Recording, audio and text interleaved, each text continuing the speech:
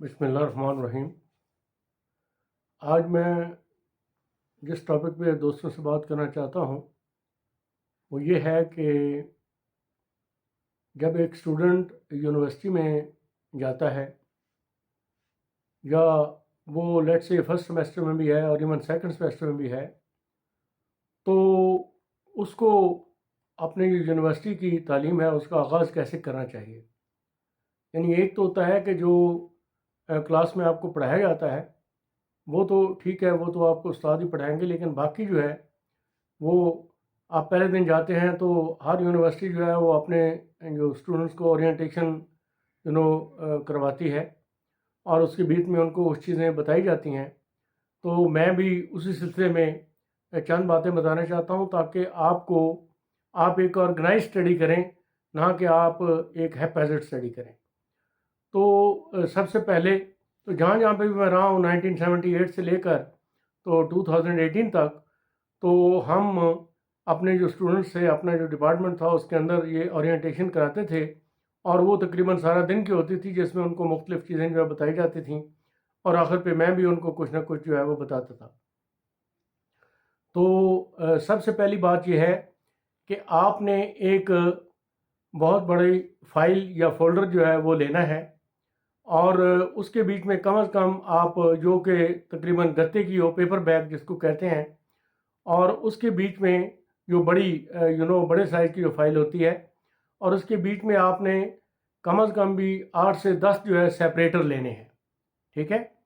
और जब आपने सेपरेटर ले लिए तो आपने करना क्या है, सबसे पहली बात यह है कि जी आपने अपना जो जो ही टाइम टेबल जो होता है जो आपको सेमेस्टर में दिया जाता है और सेमेस्टर के दरमियान में भी यू नो वो अपना चेंज हो जाता है, तो उसको आपने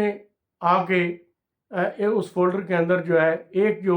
फोल्डर है उसके अपना जो फोल्डर है उसके अंदर जो एक सेपरेटर है उसकी जगह पे आपने उसको लगा देना है और जो सेपरेटर है उसके ऊपर आपने लिख देना है सेमेस्टर टाइम टेबल्स। ठीक है। और अगर आपको लेट से कि जी ऑनलाइन में वो दिया जाता है तो ऑब्वियसली आप लैपटॉप में अपना फ़ोल्डर बनाएंगे या आप इवन आजकल तो मोबाइल के अंदर भी जो आप फ़ोल्डर जो है बना सकते हैं या अपना जो अलहदा जो है वो फ़ोल्डर जो है वो बना सकते हैं। लेकिन आपके पास जो हार्ड कापी है वो भी होनी चाहिए कि इन केस अगर लेट से मोबाइल गुम हो जाता है या लैपटॉप से वॉश हो जाता है तो आपके पास हार्ड कापी जो है वो मौजूद हो। और ये आप इसमें हर सेमेस्टर के अंदर ये काम जो है आप करेंगे। उसके बाद जो है आपने फ़ीस जो डिपॉज़िट कराई है तो जो वोचर आपको मिला है वो ऑब्वियसली आपने एक वोचर जो है वो डिपार्टमेंट में जमा करा दिया, उसकी फ़ोटोकॉपी या ओरिजिनल, तो एक जो कॉपी है वो जो आपकी कॉपी है वो आप एक दूसरा सेपरेटर जो है उसके बीच में लगाएंगे और उसके ऊपर लिखेंगे फ़ी वोचर्स। ठीक है। क्योंकि ये पहले शुरू शुरू में तो थोड़ी चीज़ें होती हैं तो इट्स ऑल राइट, वो बंदा कहता है अच्छा यार इसको हम संभाल के यहाँ पे रख देते हैं, लेकिन जूं जूं टाइम गुजरते जाता है और चीज़ें पाइलअप होती जाती हैं तो वो अगर आप ऐसे हैप्पैज़र्डली रखना शुरू कर देंगे तो वो जैसे हम कहते हैं कि बाद में अगर किसी चीज़ की ज़रूरत पड़ जाए तो जैसे हम कहते हैं to find the needle in the haystack, यानी आप भूसे के ढेर में से सुई जो है वो फिर नहीं निकाल सकते, आपको बड़ी मुश्किल हो जाती है। ठीक है। तो बाज़ औक़ात बैंक से गलती हो जाती है या अकाउंट वाले से गलती हो जाती है और वो कहते हैं कि अच्छा जी ये फ़ीस जो है इसने जमा नहीं कराई है स्टूडेंट ने, तो आपके पास जो वोचर जो है वो रेडीमेड होने चाहिए। ठीक है ना जी। तो इसलिए आपको उसी फाइल के अंदर लगा के और आप उसके ऊपर जो सेपरेटर लगाएंगे उसके ऊपर लिख देंगे वोचर्स। उसके बाद आपको जो असाइनमेंट मिलते हैं, ठीक है, और वो जो असाइनमेंट आपके मार्क हो जाते हैं और उसके बाद आपको रिटर्न किए जाते हैं तो आप वो असाइनमेंट भी जो हैं वो उस फोल्डर के अंदर जो है वो लगा देते हैं। ठीक है। क्योंकि बाद में ये असाइनमेंट जो है ये सारी उम्र इन अ वे आपको काम आएंगे, पर्टिकुलरली जो रिप्रोडक्शन वाले असाइनमेंट नहीं बल्कि प्रॉब्लम सॉल्विंग वाली जो असाइनमेंट है। ठीक है। तो क्योंकि इवन सम टाइम जब सेशनल मार्क्स जो है वो टीचर जो है वो बनाता है तो उसके कैलकुलेट करता है तो बाज़ औक़ात जो है वो टीचर से ये नहीं कि उसने जानबूझ के किया, वो उससे गलती हो जाती है। ठीक है।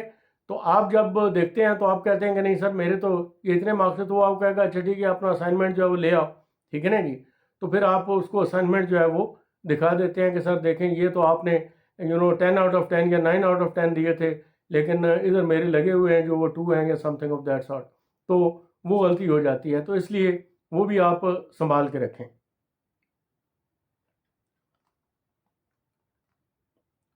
उसके बाद जो है ये आप हर जो कोर्स आप अटेंड कर रहे हैं, मैं ये सजेस्ट करूँगा कि उसका आप एक सेपरेट रजिस्टर बनाएं। और अगर आप, क्योंकि उसकी वजह ये है कि अगर आप एक ही रजिस्टर बनाएंगे और उसके बीच में आप यू नो कुछ जो पेपर्स हैं या कुछ सफ़े जो हैं वो एक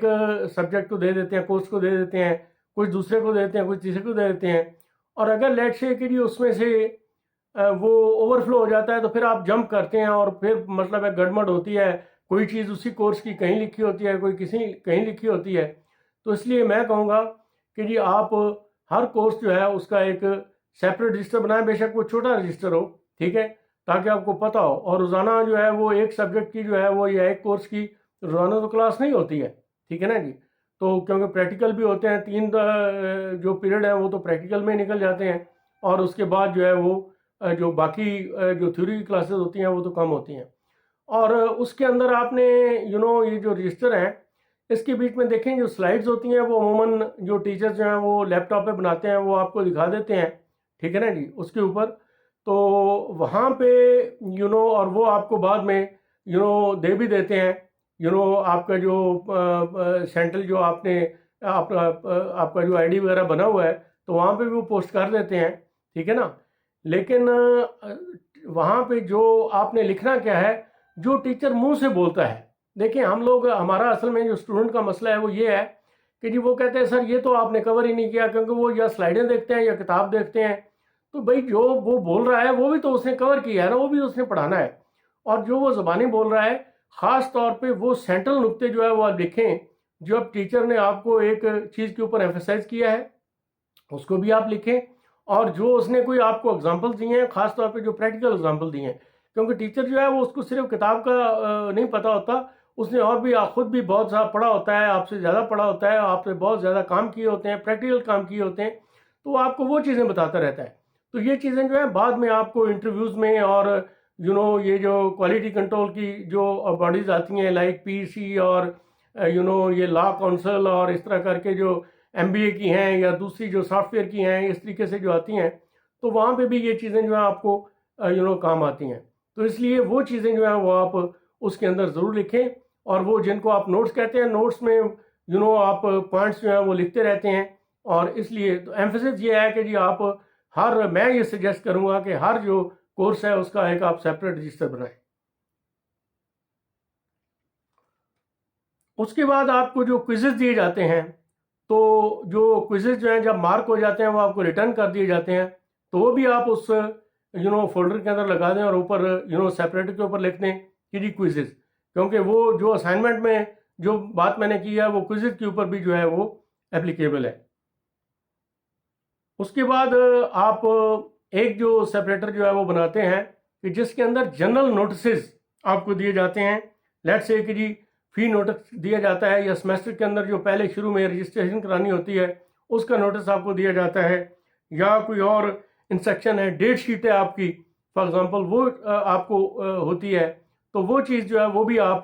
एक सेपरेटर बनाएं जिसके अंदर ये सारी चीज़ें जो हैं वो हों, और आपको फिर जब कंसल्ट करना हो तो उनको प्रॉब्लम नहीं होना चाहिए। इसी तरीके से आप एक रजिस्टर बनाएं जिसके अंदर आप छोटी छोटी जो डेफिनेशंस हैं हर जो कोर्स है उसकी वो आप लिखें। Question 1 2 3 4 5 6 7 up to 100, maybe 200 300। और ये मैं क्यों कह रहा हूँ, क्योंकि जिस वक्त आपकी लेट से कि इंजीनियरिंग में पाकिस्तान इंजीनियरिंग काउंसिल है या लॉ काउंसिल है या सॉफ्टवेयर इंजीनियरिंग का एक्रेडिटेशन के लिए आते हैं, या जो बिजनेस की एक्रेडिटेशन के लिए आते हैं, या किसी फार्मेसी के लिए आते हैं, या किसी और कोर्स के लिए जो एक्रेडिटेशन के लिए आते हैं, तो वो लोग कोई आपसे रिटर्न थ्योरी में लंबे लंबे सवाल तो नहीं पूछते हैं कि जी आप ये लिखें या इस तरह करके। वो आपसे छोटे छोटे कंसेप्ट फंडामेंटल क्वेश्चन पूछते हैं। तो वो जो फंडामेंटल क्वेश्चंस हैं वो आप शुरू में लिखें और उनके सवाल लिखें, ताकि जिस वक्त वो आएँ वो आपका हैंडी बना हुआ, बजाय इसके कि जी आप पूरे कोर्स में से दोबारा तो आप नहीं जा सकते, वो आपके 200, 300, 500 क्वेश्चन जो है छोटे छोटे वो बने हुए हैं, ठीक है ना जी। और उसके बाद जो है वो आप उनको रिवाइज कर सकते हैं या उसकी आप तैयारी कर सकते हैं, ठीक है ना। इसी तरह की तैयारी जो है मुख्तलिफ यूनिवर्सिटीज़ में जहाँ पे मैं रहा हूँ, हम अपने स्टूडेंट्स को जो है कराया करते थे। तो आप अगर आपके पास ये एक रेडी रेकनर जिसको कहते हैं वो होगा तो आपके लिए ये बहुत बड़ी आसानी होगी। इसी तरीके से जो पास पेपर्स है, अब हमारे यहाँ पे ये है कि जी जो पेपर दिया जाता है तो वो वापस ले लिया जाता है, लेकिन जो बाहर की दुनिया है वो पास पेपर जो है वो देते हैं। उसके दो मकसद होते हैं।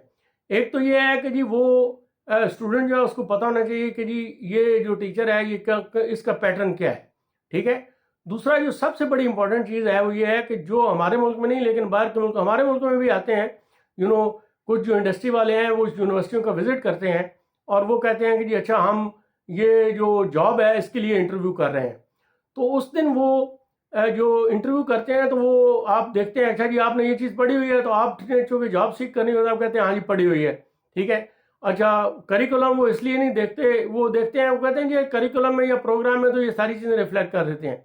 इन्होंने जो एक्चुअली चीज़ टीचर्स ने इनको पढ़ाई होगी, पर्टिकुलरली जो प्रैक्टिकल है, प्रैक्टिकल जो प्रॉब्लम्स हैं उनके जो सॉल्यूशंस हैं जो उन्होंने थ्योरी से पूछे होंगे वो क्वेश्चन पेपर में देते हैं, क्योंकि उनको पता है कि जो टीचर है वो जो चीज़ पढ़ाई नहीं होगी जिस लेवल की या डेप्थ की, तो आपका जो क्वेश्चन पेपर है उससे वो देख के अंदाज़ा लगाते हैं कि आपका जो आपने जो कुछ पढ़ा है ये 8 सेमेस्टर्स में उसमें उसका स्टैंडर्ड क्या है, वो कितनी डेप्थ आपने पढ़ी है, कितनी आपने ब्रेड्थ पढ़ी है, कितना आपको पता है, कितना नहीं पता। प्रैक्टिकल जो प्रॉब्लम सॉल्विंग है उसका नहीं। और इंडस्ट्री वाले जो है वो डेफिनेशन में और इन चीज़ों में, डिफाइन में और फलाना लॉ और इन चीज़ों में इंटरेस्टेड नहीं है। वो इंटरेस्टेड होते हैं कि जो इन्होंने बेसिक चीज़ें पढ़ी हैं उनको जब इन्होंने अप्लाई किया है तो उसके अंदर किस किस्म के इन्होंने प्रॉब्लम किए हैं, किस किस्म के असाइनमेंट हैं, प्रोजेक्ट्स हैं, वो इन्होंने किस तरीके से किए हुए हैं, ठीक है ना। जो प्रैक्टिकल जो प्रॉब्लम है वो इन्होंने किस तरीके से सॉल्व किए हुए हैं, तो इसलिए वो आपके पेपर्स जो हैं वो देखते हैं। उसके बाद एक आप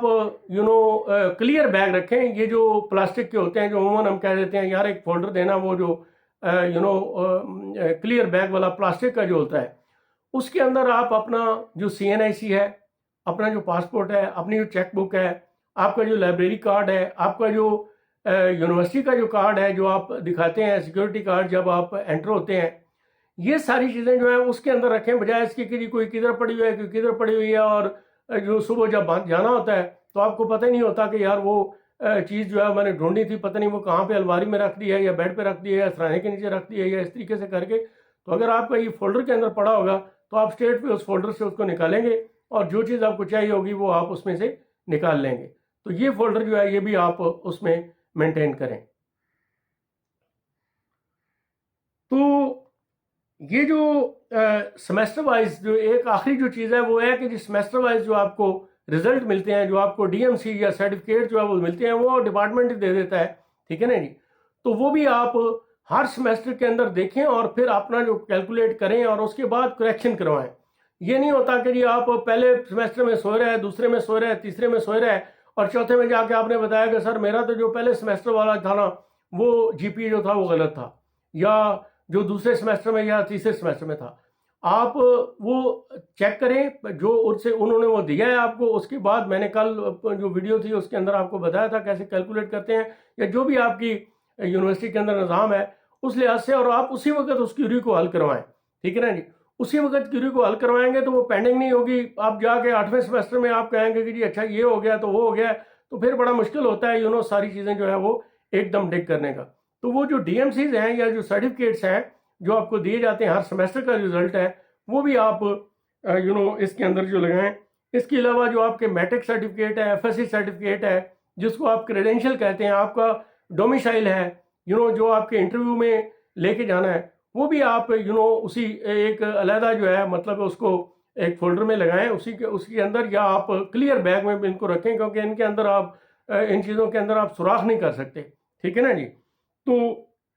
इसी तरीके से आपने अगर कोई कंपटीशन किया है, आपको कोई पार्टिसिपेशन का सर्टिफिकेट होता है ना, इवन वो भी बड़ा इंपॉर्टेंट होता है। देखें जब आप जॉब में जाते हैं तो वो आप कहते हैं जी, वो कहते हैं एक्सपीरियंस, उनको पता भी इनका एक्सपीरियंस तो है कोई नहीं है। अब जब एक्सपीरियंस नहीं है तो कम अज़ कम आपने एक्सपीरियंस वाली वो चीज़ें जो हैं वो की होनी चाहिए। आपने कोई स्पीच कंपटीशन किया है, कोई क्विज कंपटीशन किया है, कोई आपने जो है सीपीडी की है, कैरियर प्रोफेशनल डेवलपमेंट जिसको आप कहते हैं, ठीक है ना जी, जो हर डिपार्टमेंट में वो कराई जाती है। कोई क्विज कंपटीशन आपने किया है, कोई स्पीच कंपटीशन है जैसे मैंने पहले कहा, और इसी तरीके से आपने कोई प्रोजेक्ट किया है, कहीं पे दूसरी जगह के ऊपर आपने किसी दूसरी यूनिवर्सिटी में जाके किसी कंपटीशन में हिस्सा लिया, उन्होंने आपको जो सर्टिफिकेट दिया है, ठीक है, आपने जो आपकी ये इंटर्नशिप होती है वो आपने की है, तो वो चीज़ें जो है वो आप सारी चीज़ें एक फोल्डर में रखें, ताकि जिस वक्त आप जॉब वगैरह के लिए जाएं या कहीं और किसी जगह पे आपको दिखाना पड़े तो आपको दिखाएंगे। तो ये चीज़ें थी कि जी आप जो स्टडी शुरू करते हैं तो एक ऑर्गेनाइज तरीके से स्टडी करें। तो ये चीज़ें थी जो मैंने आपसे आज करनी थी। वीडियो ठीक है लंबी हो गई है, लेकिन कोई बात नहीं, आप ये सारी जो वीडियो है आखिर तक जिसको देखें और देख के जो है पूरी वीडियो को, और उसके बाद जो है इस पर अमल करने की कोशिश करें, और इसका आपको फ़ायदा ही होगा, नुकसान नहीं होगा। तो अगर आपने ये बातें जो मैंने की हैं ये आपको अच्छी लगी हैं तो आप इसको लाइक भी कीजिए, सब्सक्राइब कीजिए मेरे चैनल को, और इसी तरीके से मैं और बहुत सी चीज़ें जो है वो आपको बताता रहूँगा। एम ये है कि जो हमारी नई नस्ल है इनको गाइड करना ताकि वो सही हो जाए। अब मेरे पास जो है वो काफ़ी बाहर का एक्सटर्नल एक्सपीरियंस भी है, 40 साल जो है बाहर की 2 यूनिवर्सिटियों में रहा हूँ, और यहाँ पे भी जो मैंने बेशुमार यूनिवर्सिटियों में, प्राइवेट में भी और सरकारी में भी पढ़ाया है, मुख्तलिफ पोजीशन में पढ़ाया भी है, मैनेजमेंट भी की है, एडमिनिस्ट्रेशन भी की है। तो इसलिए जो है आपको ये चीज़ें जो है वो मिलती रहेंगी, ठीक है। तो दोस्तों को भी शेयर करें और ख़ुद भी इसके ऊपर अमल करें। Thank you very much. खुदा हाफिज़, वस्सलाम।